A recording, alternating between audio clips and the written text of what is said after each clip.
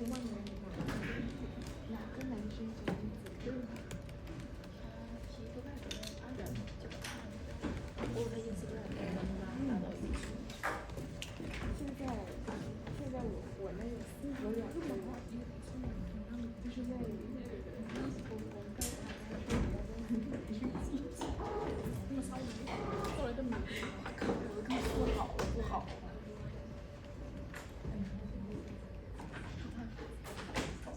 那要不是你们仨选择，你再找俩。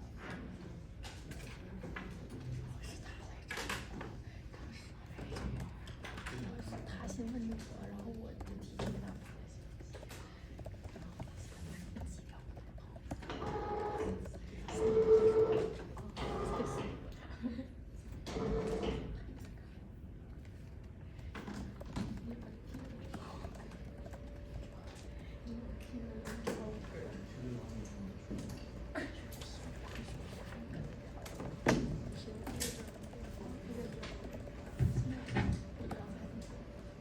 Okay, last lecture we finished up the basics, we did a bit of proportion.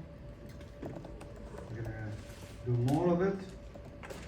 Then we go to the last topic, which is quantifying top to error, finding the beta. So but let's see what we left out. This is what we did. This is sample proportion. That's normally distributed with central limit theorem. That's the center of it. That is standard error of it. For central limit theorem to hold, you need you need both conditions to hold, which is this, both of them more than are. That means if the sample size is large enough, which depends on the population proportion, then you should be able to use normal distribution, Z. Right? Okay. Say you're doing a hypothesis test, like this one.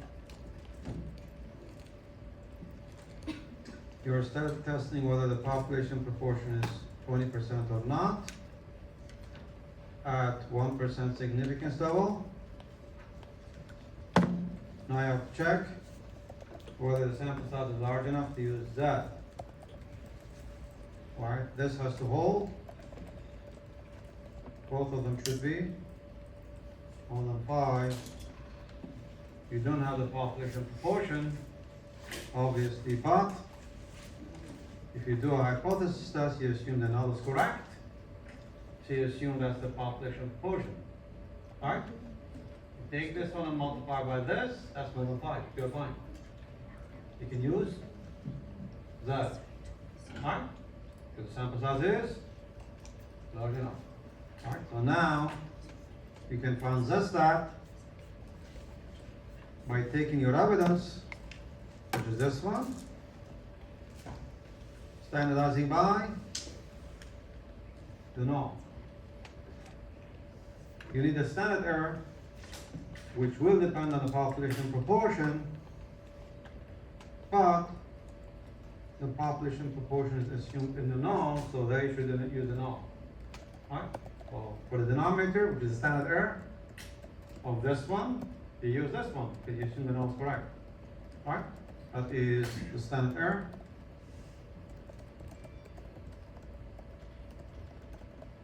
That is 64. That gives you Z stat.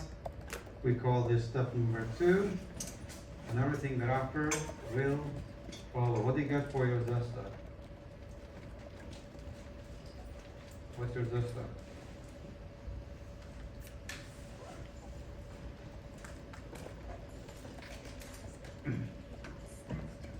How much is it? The negative number, right? Minus? How much do you get?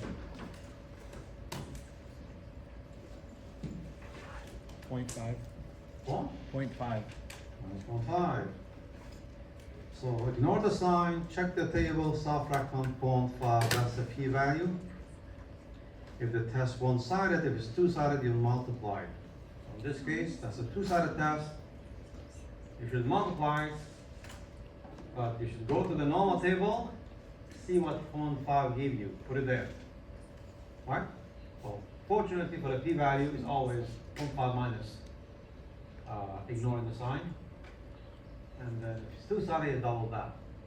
Right? So go to the normal table, see if you can find it. Where is the normal table?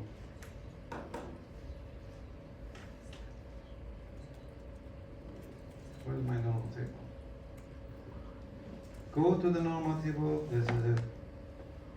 That's the normal table. Find 0.5. 0.5 is 1915, right? 1915. And that is your p-value for this test, which is very high, right? More than 60%. That's what I can see, right? Well, the p-value is very high, more than 60%. This is more than 60%. I can see it there. This test does not have a low enough p-value to reject the null. Very little conclusion in support of the alternative. You cannot reject the null. Right? Very high p-value. Proportion is the same as what you did for the mean. It's just a different parameter to work with, but you always use Z. You never use T. That's the good news, right? To use Z, you have to check the condition. The sample size must be larger. The sample size depends on the population proportion. The closer that is to 0.5, the lower requirement for the sample size will be. Because if population proportion is close to 0.5, the binomial distribution becomes symmetric. Because now that becomes skewed. So the more skewed the distribution, the bigger sample size you need. All right? In this case, this is 0.2. That's 0.2. That's a skewed distribution. All right? So you need what sample size to satisfy the condition? 0.2. 25? You need 25. 25, right? You need 25. 25 multiplied by 0.2, that's fine. Fine. If this was 0.5, you probably would have been enough with 10. More symmetric the binomial distribution looks like, i.e. closer the population proportion to 0.5, the smaller sample size you need to satisfy. Right? Okay? Okay. Okay. What if this question asks you to do a hypothesis test? What if this question tells you calculate, say 95%, calculate 95% confidence interval, not hypothesis test. What do? The confidence interval is one estimate plus minus Z standard error. Right? But the standard error of the proportion depends on the population proportion, but you don't have it. Right? In the hypothesis test, you assume it in the null, you use it. Here, you assume nothing. You're trying to estimate it, right? So what should you do? You should use a proxy for it, which is sample proportion. That's the only thing you can do, right? If you do confidence interval for the standard error of the sample proportion, which depends on the population proportion, you basically put whatever available to you, which is sample proportion. All right? So in this case, what do you get? You get 175. That is your point estimate. The up and down becomes 1.96. That's Z of 2.5%. That's 175. That's 1 minus 175. And then divided by sample size. Can someone give me the up and down? What's the up and down? This is the margin of error. That's the point estimate. What is the up and down of that confidence interval? Point?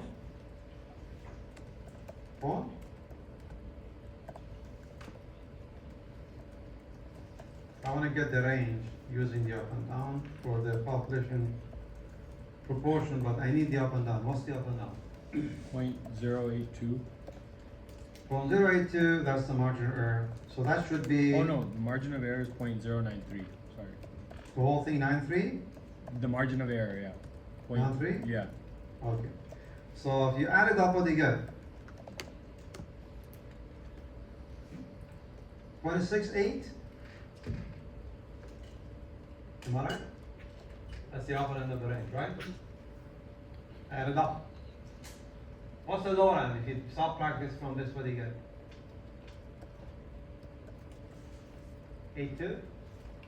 0.82. Right? So that is 95% confidence interval for the population proportion. Right? Make sense? Oh, the only difference is when you work with the mean, sigma is given or S is given. You just use it in both cases. For the proportion, the standard error depends on the population proportion. You don't have it in the hypothesis test. You use the null. In the confidence interval, you use the sample proportion. Right? Okay. Question for you. Question for you. Let me open the page. And then pose the question.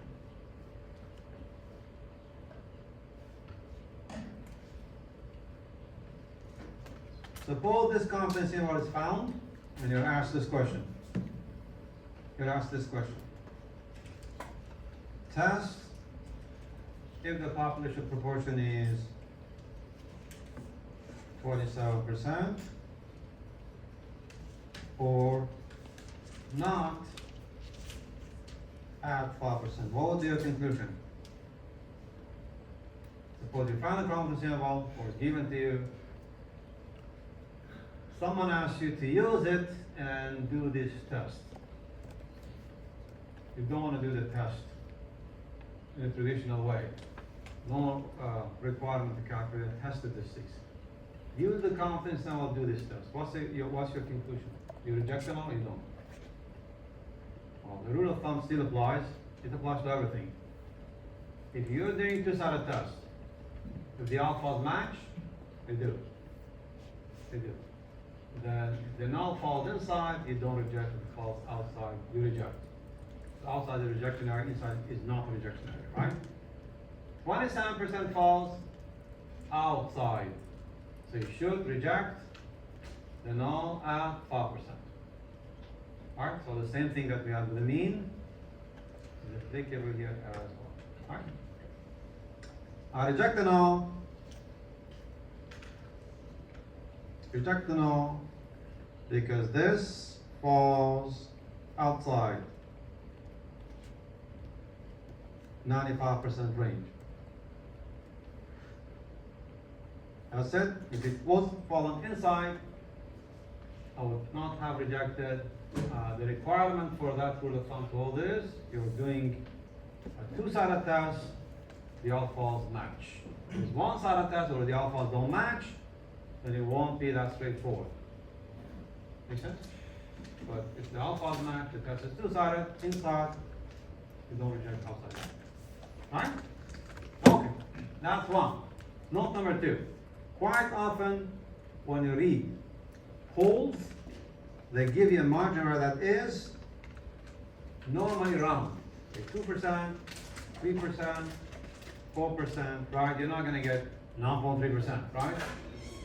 How come that margin error, which you read in the real world, is a constant, a round number? Say, when I read a poll, normally is this way. 42% vote for this individual, right? 5% up and down, 19 out of 20 times. What does that mean?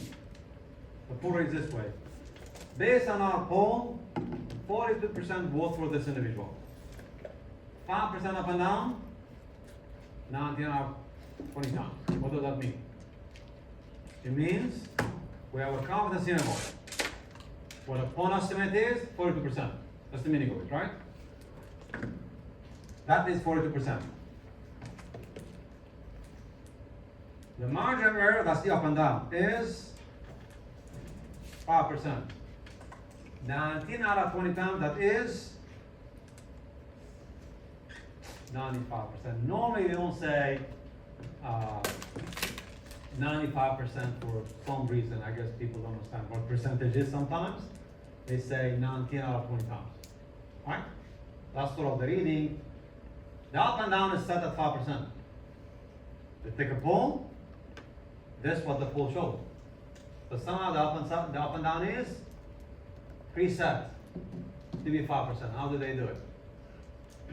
Well, before selecting the sample, they choose a sample size big enough to give them 5% as margin of error. Right? What's the margin of error? Is Z alpha over 2? This. Right? Make sense?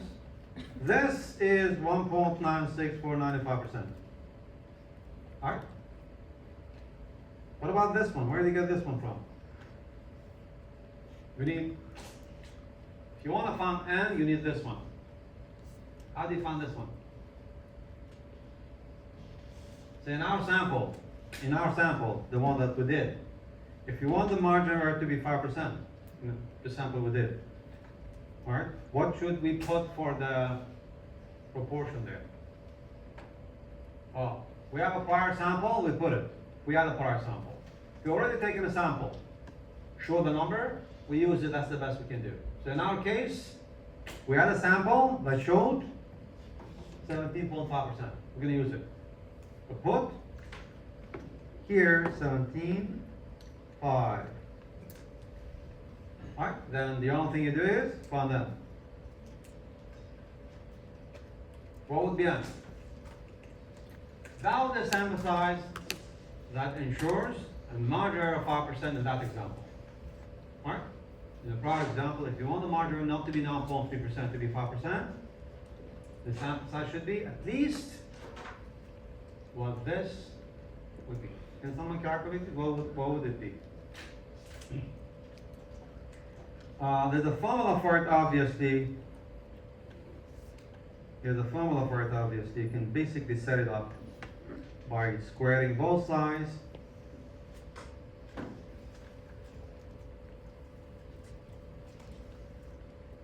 And then solving for N, which should be,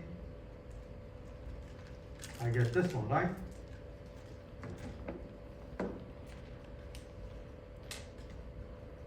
This formula is on your cheat sheet, so you don't need it, but you can design a formula from it, which would be that one.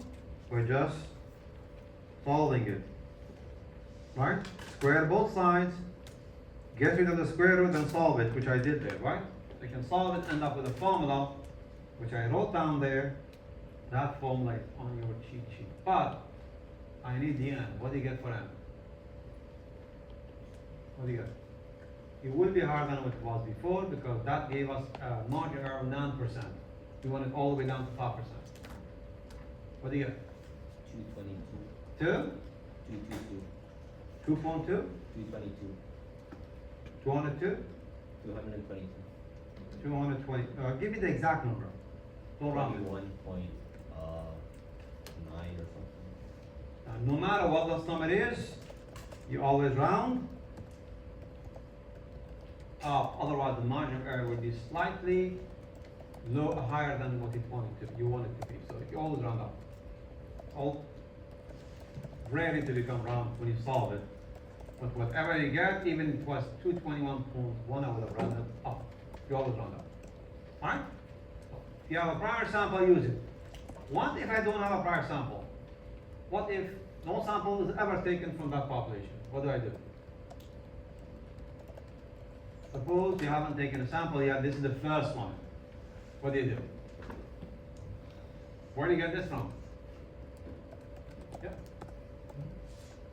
Use 0.5. 0.5. Why 0.5? Because 0.5 will give you the biggest possible sample size, right? It will give you, 0.5 will give you, this is maximized. So it gives you higher sample size possible, that's conservative approach. So to be conservative, you should put a multiple highest enough to give you, and that satisfy 5% for every population proportion, right? In that case, you'll end up with what we call conservative approach. But if you have a prior sample, use it. Otherwise, you're gonna end up with having to sample far more than otherwise.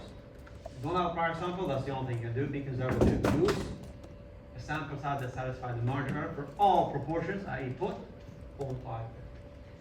If you put 0.5, what do you get? Suppose this was 0.5, not 0.175. What do you get? Just apply the formula now. 385. How much? 385. See, this is much higher. You can always be conservative, but it will cost you money. You have to sample more. 300. 385. This is even worse.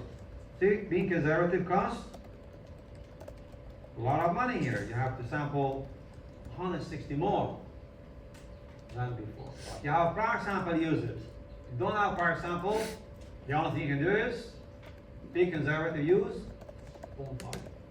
And using 0.5 often gives you far more sample. Alright? Make sense? Okay, that is the leftover from last session. The main topic this session is quantifying our beta. Say you're doing this test. You're doing this test.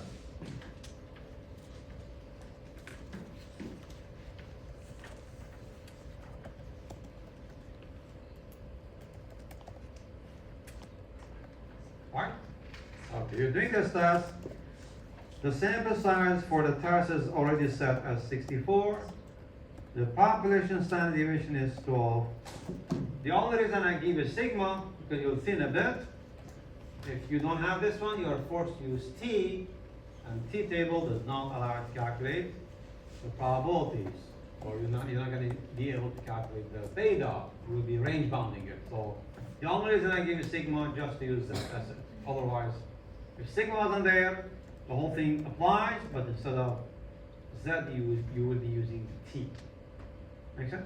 If the table is not good enough for it, I'll give you Z, sigma, so to be able to do it test-wise, not to use Excel for the probabilities. Okay. Suppose someone told you the actual population mean is 73. So you know the actual population mean is 73. All right? If you don't reject the null here, you will commit top error. So you should answer this question. What's the probability that you don't reject the null?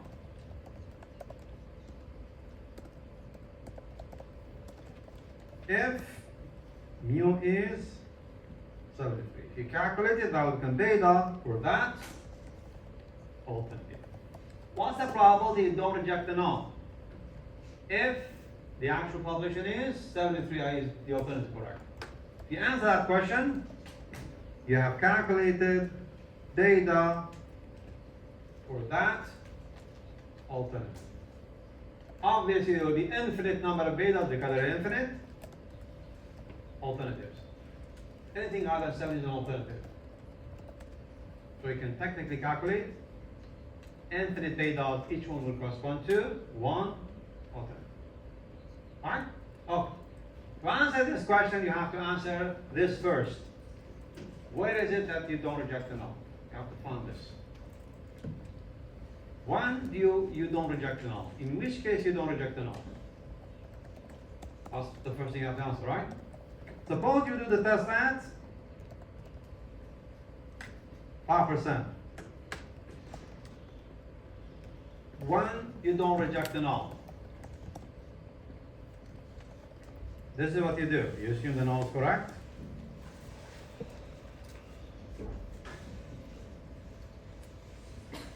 You assume the null is correct. You standardize. You look at the critical value. If you fall here, you reject. So where you don't reject? Which area you don't reject? This is where you don't reject. Alright? Take this one Find it on the original distribution. Find a hypothetical sample mean where if the sample mean is highly rejected, it's low, you don't reject. Alright? Make sense? Find equivalent of Z of 5% on the original distribution. We call this X bar star critical value on the original distribution. How do you find it? You take Z of alpha and de-standardize it. Find a number that gives you the same. That is 70, that is 4 square root of 64. These are equivalent. This is standardized Z, this is non-standardized. This is critical value, standardized. This is critical value, non-standardized. They're the same. Make sense? So step number 1, find where you don't reject the null. For that, find a critical value on the original distribution. How much will that be here? Solve it, see what you get.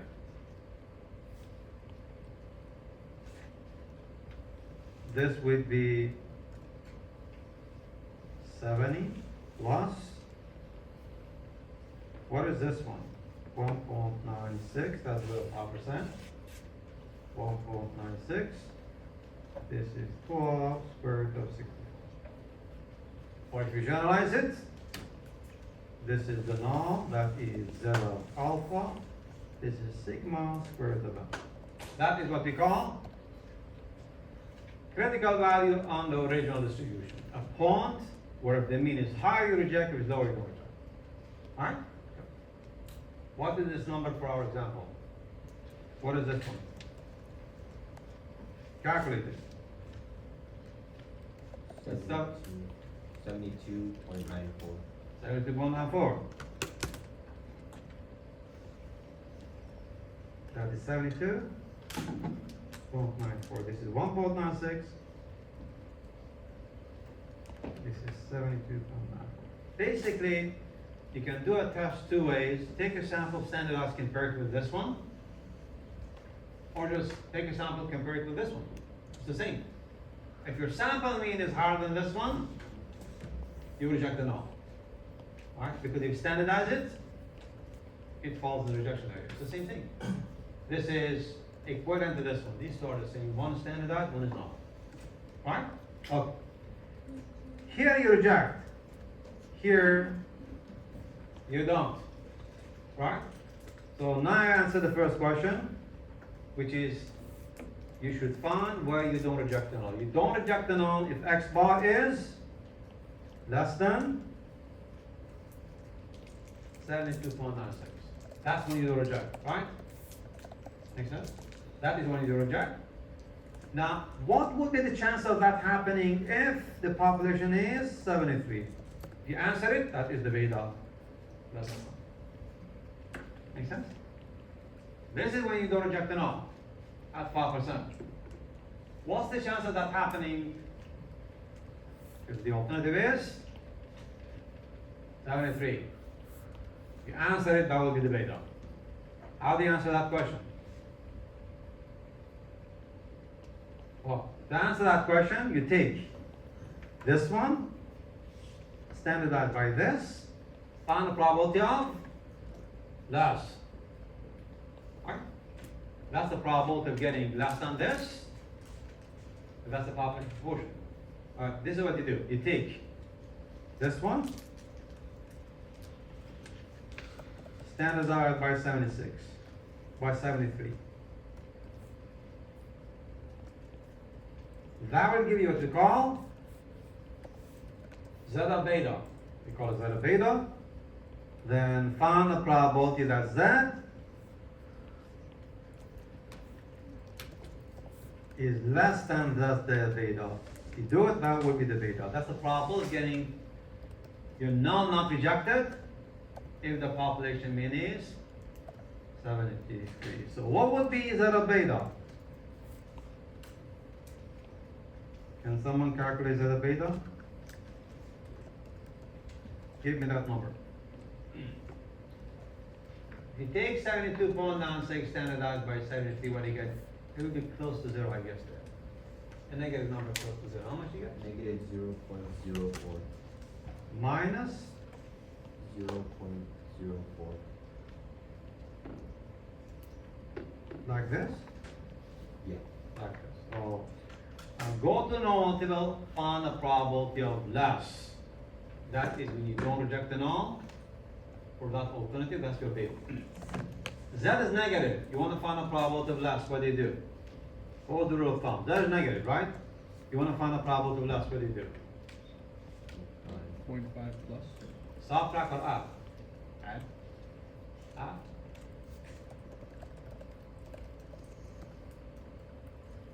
This is negative. You want to find this area. The table gives you this area. So what should you do? 0.5. This is minus 0.04, this is 0.04. That's what the table gives you, right? So what do you do? Subtract. You subtract from 0.5 because you want to find this area, which is equivalent to this area. Right? So you subtract from 0.5. That is negative, you want to find a probability of less. Check the table, subtract from 0.5, that was the rule of thumb. Alright? So check the table. See what this is on the table. Subtract from 0.5. Alright? Because that is negative, you want to find a probability of less. So let's check the table. Check for 0.04, 0.04, 160, right? 0160. That should be 48.4%. That's the probability of committing top to error for that. Alternatively, the complement to it is the power. That's a complement to it, which should be 51.6%. This test for that alternative does not have a good power.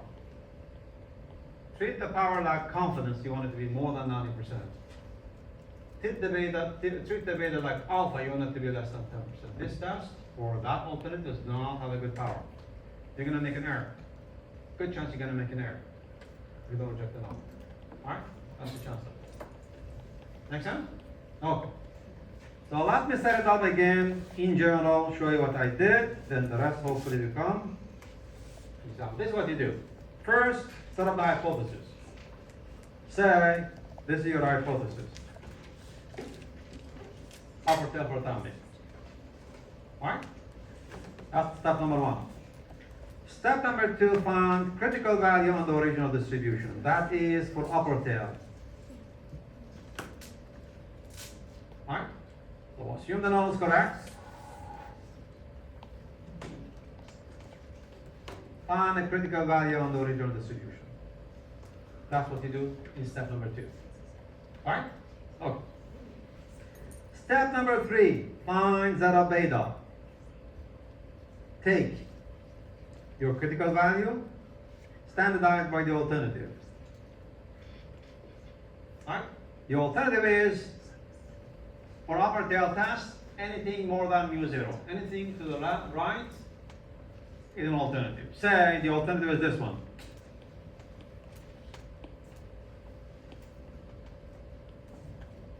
That's the alternative. Alright? You're technically trying to find this probability. You're trying to find that probability. That's the beta. What would be this probability if you found it? What would be the pink area? Beta is the blue area. That's the probability of not rejecting null if the population mean is mu1. I the alternative is correct. Right? So if you take probability of this one to the left side, that's the blue area, that's the beta. If you do this, which we did, let me put it in a proper color. If you found this probability That's the beta, which we found. That's the blue area. That's the probability of less. What if you find the probability of more? I.e. you find the pink area. What if you found this probability? What would be that one? That would be the power of the test. So you don't have to find the beta and find the power. Opposite to the test, that's the beta. Towards the test, that's when you reject the null, that's the power. So you could have calculated the power directly if you want. When you calculate the beta, probability of less for upper tail, that's the beta. Probability of more becomes the power, because less is when you don't reject the null. You can meet top error. More is when you do reject the null. You do not commit top error, that's the power of the test. Alright? Make sense? So as soon as you find that at beta, you can do two calculations. Probability of less for upper tail, that would be the beta. Probability of more, that would be your power. Alright? So the question asks you to find the power, you don't have to find the beta, find the component, you can find it directly. Make sense? Okay? Okay. I'm going to do one more for the lower tail, then I'll flip it to upper tail. Fortunately for us, we never do two-sided beta calculation because it takes too much time. That's it. Let's do one more. Remember those rule of thumbs? I'm going to apply them. Suppose you are doing this test. That is given to you, so step number one is given. You don't have to set up the hypothesis, it's set up for you. The sample size is 100. Sigma is 10. And the question asks you to find the power of the test if the alternative is 52. If the actual population is 52, what would be the power of this test? I.e., what would be the probability that you reject the null in that case and make a correct decision? That's the question says. So step number 2 was what? Find critical value on the original distribution. Alright? Which was this one.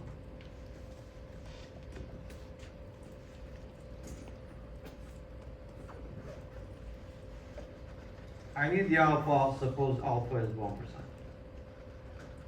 I gave you the alpha.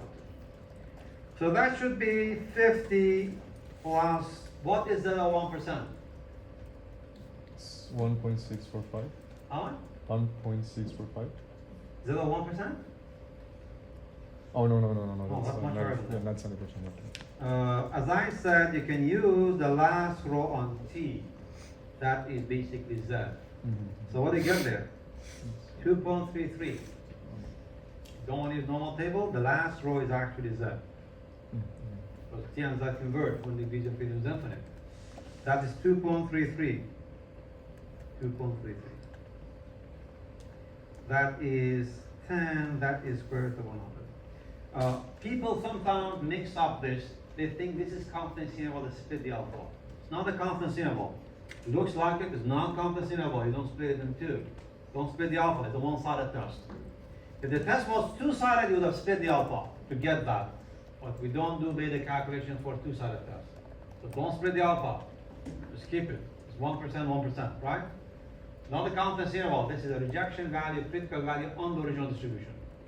What do you got? It will be 52.33. Am I right? 52.33. So let me graph it, see what we did. That's the null. We found a point here which is 52.33. This area is how much? By definition, that area is how much? That's the alpha. Right? We found a critical value of the original distribution. By definition, the area over critical value will be the alpha. So that area is 1%. This is critical value, rejection value on the original distribution. If I take a sample, if the sample mean is more than this one, I will reject the null. If it's less, I'm not going to reject the null. Make sense? Okay. What was the next step? Step number 3 in the process. Find Z of beta. I take this one, standardized by the alternative. Alright, that is 10. That is square root of 100. What do you get? 0.33?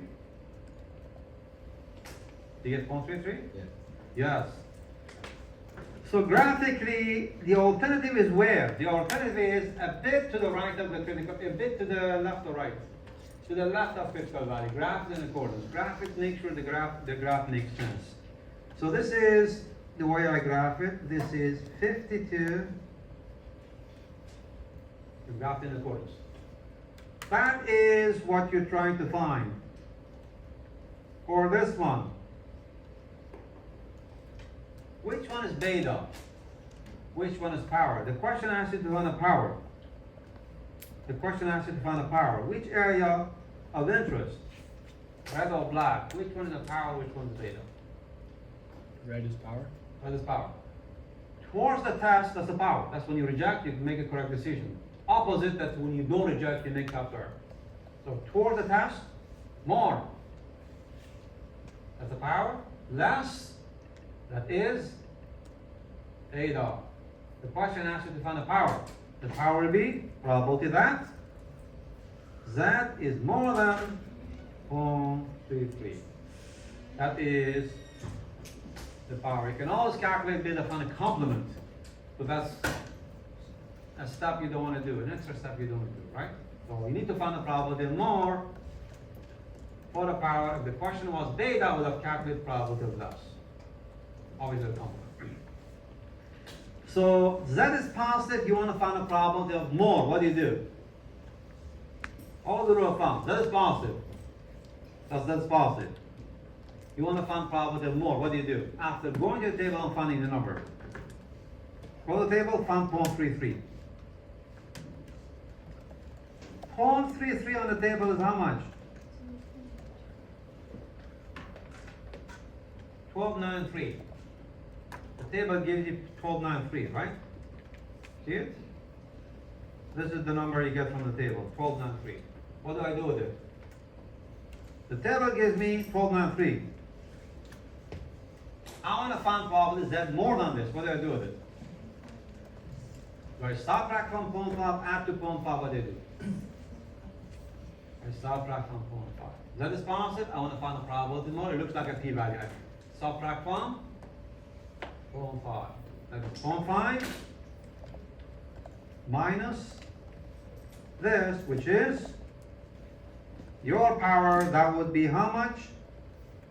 That would be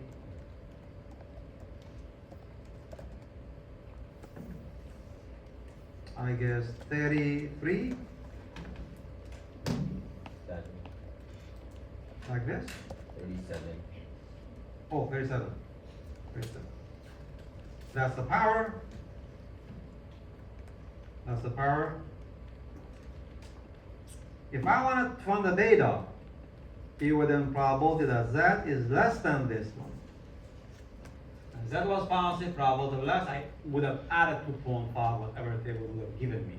So the power would have been, the beta would have been 0.5 plus this one. You would have been 62 point. Now 3%, you can clearly see their complement of this. So depending on the case, towards the test, that's the power. Opposite, that is the beta. Alright, if you don't like it, learn what's the beta, just find a complement later. Alright, that works always, but the rule of thumb is simple. Towards the test, that's the power. Opposite, that's the beta. Because opposite, you don't reject the null, you make an error. So that's alternative. Towards, you reject the null, you make a correct decision. This test does not have a good power at all, right? Good chance for that alternative, you're not going to reject the null, you be making error. Right? This test does not have a good power. Okay, that is your upper tail test. What do you do if the test was lower tail? What do you do if you have a lower tail test? Let me give an example of it. Where is my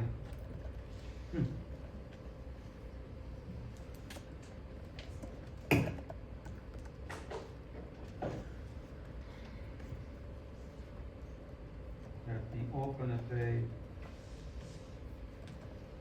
What if you have this test? What if you have this test?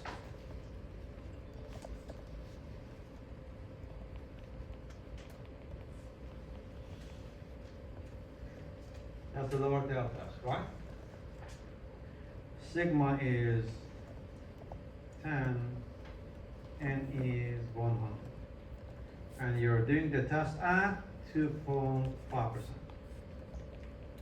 What would be the beta for this test if the alternative is 98?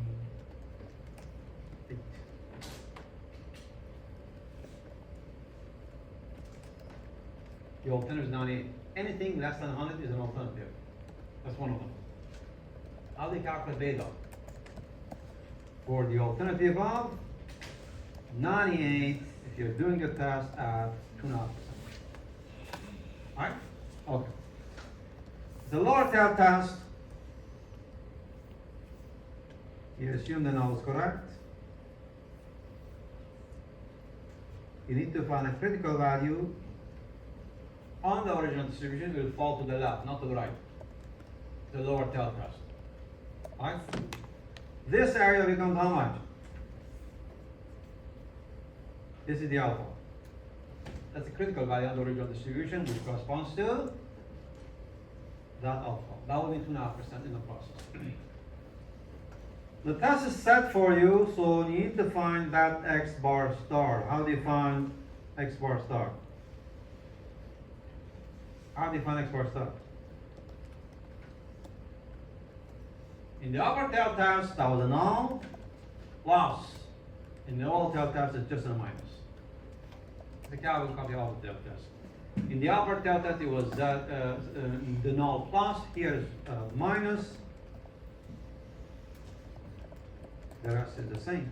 So plug the numbers, see what you get. 100 minus. What is that up to 2.5%? 1.96. That is 10, that's square root of 100. What is the critical value then?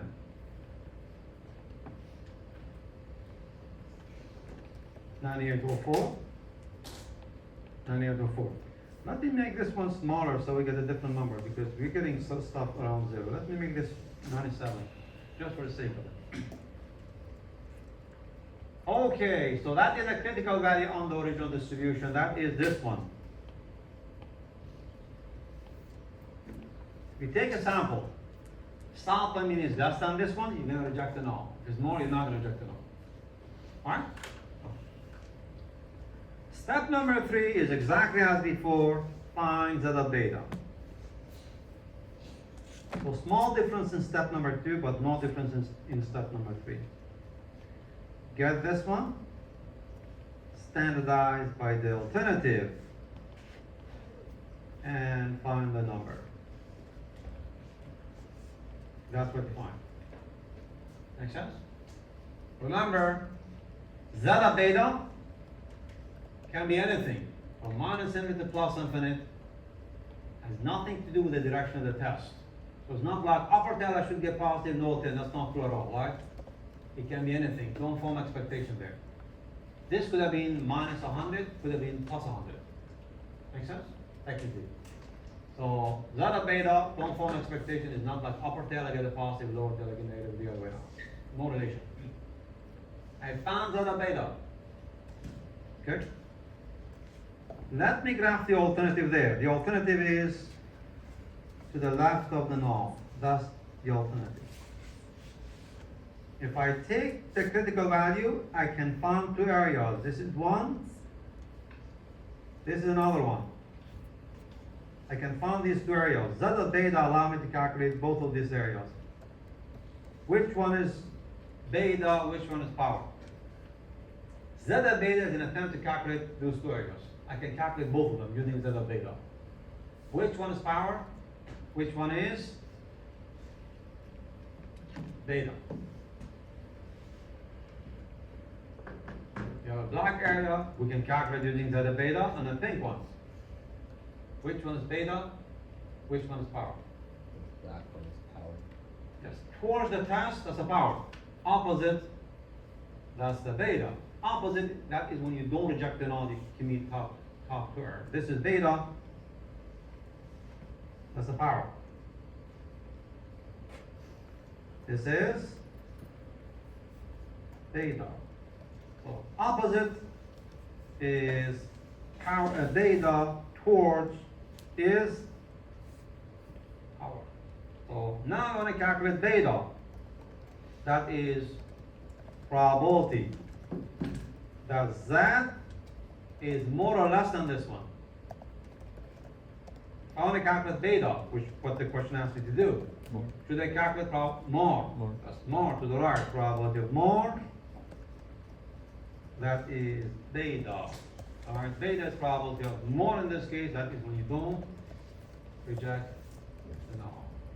Alright? Make sense? So check this on the table. Check this on the table. By that I mean normal table. 104. What do you get for 104? 3508. Am I right? 3508. 3508. What do I do with it? 0.5 Should I subtract from 0.5 or add to 0.5? Subtract, because that is positive. I try to find a probability more. This looks like finding p-value. It's the same idea there, right? If that is positive, you're trying to find a probability more, you subtract from 0.5. That is our beta, which is 14.2%. If I wanted to calculate the power, it would have been probability that Z is less than this one. And I would have added them. I would have said it's 0.5 plus 3508, which is 8508. Alright, this test has relatively good power, but still not acceptable probably. Treat the power like confidence. You want it to be at least 90%, right? If that's the alternative interest, this is good power, but not good enough power. Make sense? Okay, that is this. I will apply to proportion later. Proportion has a small twist to it, but the mean is always the same.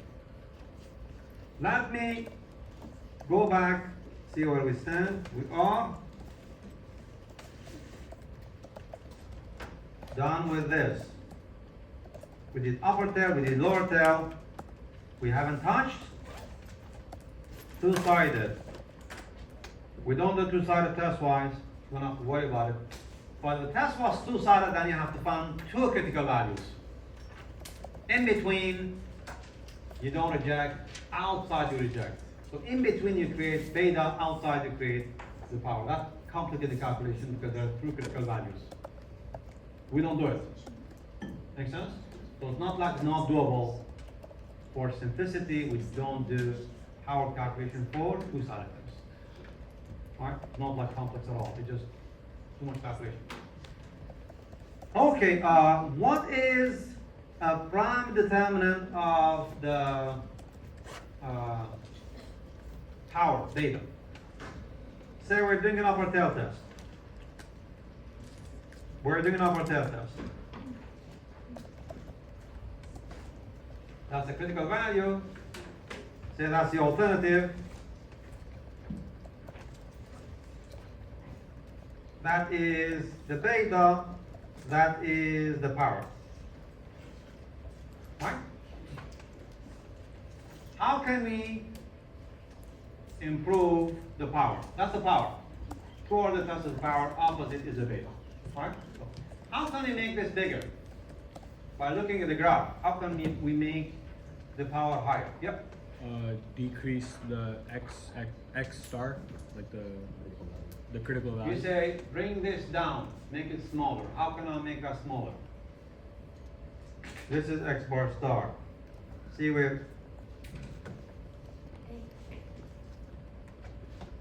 we're talking about upper tail test, so that's a plus. So you say, make this smaller, you reduce this one, increase this one. That's fine. How do you decrease x bar star, critical value? The only way to do this is decrease this one. How do you decrease that one? Increase this out. Well, suppose that's one way of doing it. One way is reducing Z alpha. We haven't got the sample yet. How do you reduce Z alpha? If you increase the alpha, say go from 1% to 10%, then Z alpha goes from 2.33 to 1.28. That's small. That's one way of doing it. So one way of improving the power is increase alpha. That's obviously not a nice way of doing it because there are two errors here. You're increasing one error to decrease the other one. That's doable. If you increase alpha, you decrease beta. Increase power. You can see it there. You push this to the left when alpha goes up, and that area declines. So that is one way. I'll put the sample size number 3, but what's number 2?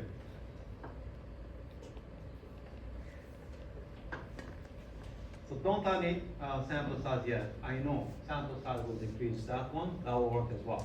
What's the third way of doing it? What's the second way of doing it? Outside sample size and alpha. By just looking at the graph. How can I make this smaller, this bigger? Well, push this, right, increase the null. In upper tail test, move away the null, away the alternative from the null. If you move away the alternative from the null, means bigger alternative for an upper tail test, you will end up this area being smaller, this area being bigger. So 3 ways, if you want, to manage the power. Alpha, the alternative itself, and the sample size. Right? Obviously, in the real world, we don't want to touch this one. Right? That's an error. We don't want to increase it. This one is given by the real world numbers. The alternative is whatever the actual population mean is. So that's sort of not a good way of doing it. The only way to do it becomes, in the real world, what they do is, they decide a sample size large enough to achieve them an acceptable power. Right? What acceptable power is depends on the case. In the real world, this is what they do. They graph the power curve, which is the power for a given alpha and all alternatives. That's called power curve. Right? They graph the power curve given sample size, given alpha for all alternatives. Right? If they keep the sample size constant, alpha constant, start with an alternative that is very close to the null. If the alternative is very, very close to the null, what would be the power of the test? See, the alternative is a mini number higher than the null. Very close to the null. That's your alternative.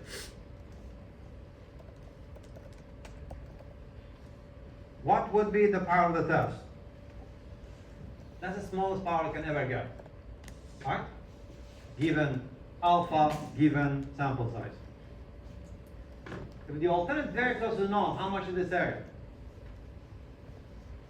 Anyone? This area is very close to this area. The alpha and the power will be very close. So the smallest power you can ever get is actually alpha. That is when the alternative is very close to the null. If the alternative moves away from the null, you get more power than power converges to 1. The smallest power is alpha. That's when the alternative is very, very close to the null. If you move away the alternative to the right, you can see the power increase and converges to 1. Right? That power curve is graphed, and your intention is to push it up. You need to push it up, i.e. increase the power for all alternatives. How do you do it?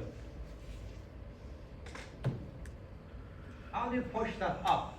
If you push it up, you have more power for a given alternative, which is your goal. How do you do it? One way of thinking is the alpha, which you don't want to do. The only way to do it is increase sample size. If you increase the sample size, this moves up. And this moves up. You stop when you think the power is good enough. Right? So in the real world, they try to push up the power curve by changing the sample size. They stop at the end on an acceptable sample size. This is the way they do it. This is the way they do it.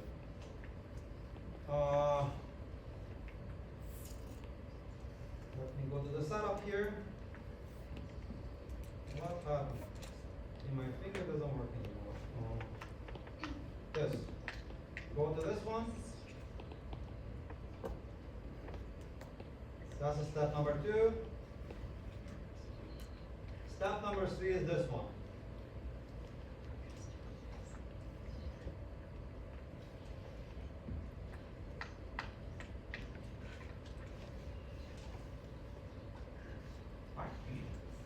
You can set beta. You can set beta. Set alpha. Right? Set the alternative. For a given null, decide the sample size, I'll give you all those. Right? So in the real world, that's what they do. They go to that beta and say, this is typically given, I found this one, I found a probability. Now I'll reverse it. I don't have this one. I want to get this specific number. I want beta to be, say, 5%. Choose the sample size that will achieve beta at 5% for that alternative. Just solve for n. Make sense? If you solve for n, you're going to get this. If you solve for n, you're going to get this.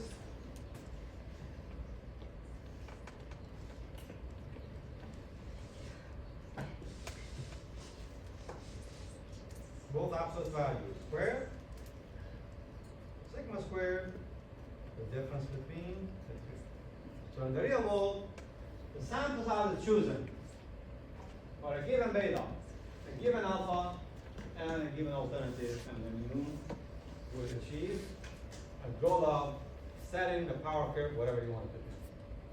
Say, I'm doing a test. Give me one of the tests that we just did. Give me the numbers for it. We did this test, right? Was it less than 100? We did that test, right? What was sigma for that test? Was it 10? 10. What was the sample size for it? It was 100, right? Make sense? What was the alternative? 97? Yeah.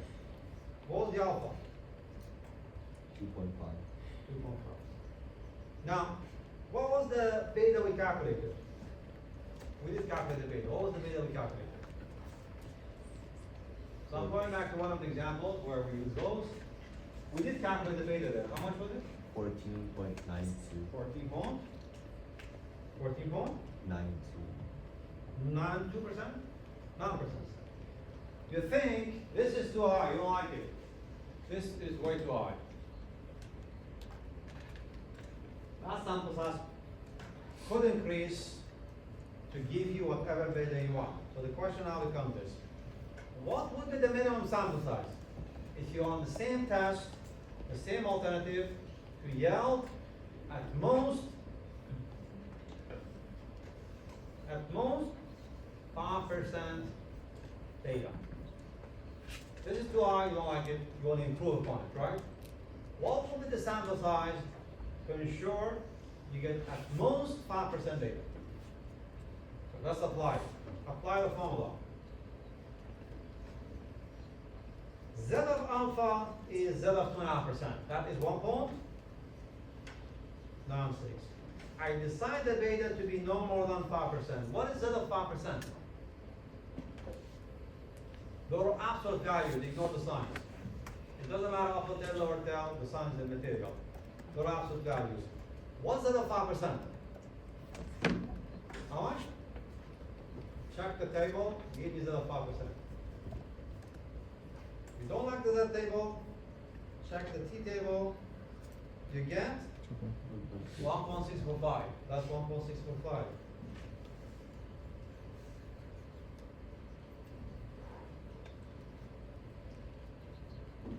Square it. Multiplied by 10 squared. What's the distance between the no and the alternative? That's 3. That's 9.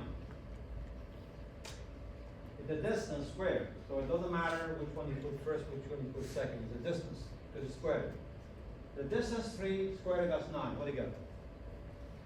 If you choose a sample size as big as this one, the beta will be at most 5%. What do you get?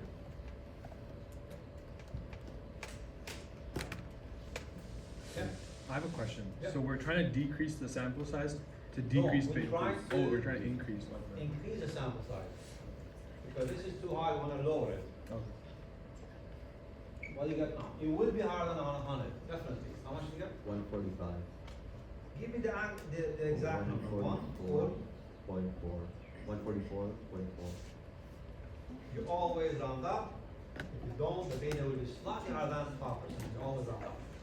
So you're going to get 145. If you increase the sample size from 100 to 145 at least, the beta will be at most 5% below. So in the real world, before taking a sample, you set a sample size to set the beta. That's what you do. The beta is managed before the sample is taken. The sample size decides it. Then you take a sample with that size. If you reject the null, you cannot commit after error, don't worry about it. If you don't reject the null, the maximum probable committing after error is 5%. Beta is managed before the sample is taken, not after. When you take a sample, after that you worry about top one error, not top two. Top two is already decided. Make sense? So in the real world, top two is decided before the sample is taken by the sample size. Manage it. Don't manage it, you don't know what you're doing then. Don't manage it, you cannot quantify top to error. So if you don't reject the null, you don't know what's going on. You have one side of it, right? So be careful. When you check the real world test, normally they have no idea what they're doing because they haven't set the sample size to give them an acceptable beta. Now they're at the mercy of the test. If they reject the null, they're fine. If they don't reject the null, they don't know what top to error is. Make sense? It might be too high, then therefore the test will be nothing. So before taking a sample, you should take a sample, you should set a sample size large enough to manage the beta, then you don't have to worry about what if I don't reject the null. The beta is already there. Make sense? Okay. Anyway, that's the setup. We'll take a break from here up. It's just example, but I'm going to start with a simple one and make it more complex data. I haven't done the proportion yet. The proportion has a small twist. So when we get to it, we'll do it then. The formula for the sample size that I did will not apply to the proportion. It's just for the mean. There is no formula for the proportion. You'll see it later. It applies for upper tail, lower tail. Is not applicable to two-sided test either. And we don't do two-sided tests. So the way I wrote the formula, this one, you can use it for upper tail, lower tail. Where is it? But not two-sided, as long as you work with, we missed it somewhere. As long as you work with mean. This is for the mean, not the proportion, and upper tail and lower tail the same. Both that are absolute values, so you don't have to worry about the sign. Fine? Short break before we do the quiz. You may have a look at this one before we come back.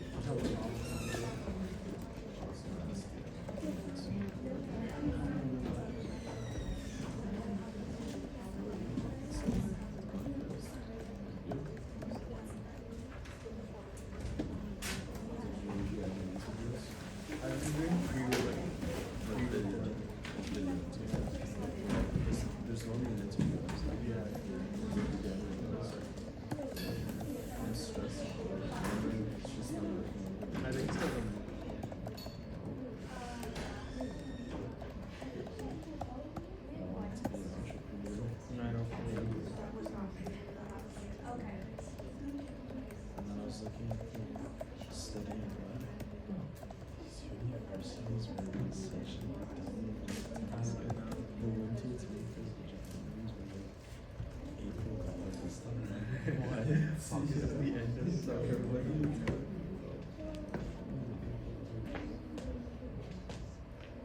All those are like that. It's just all of it.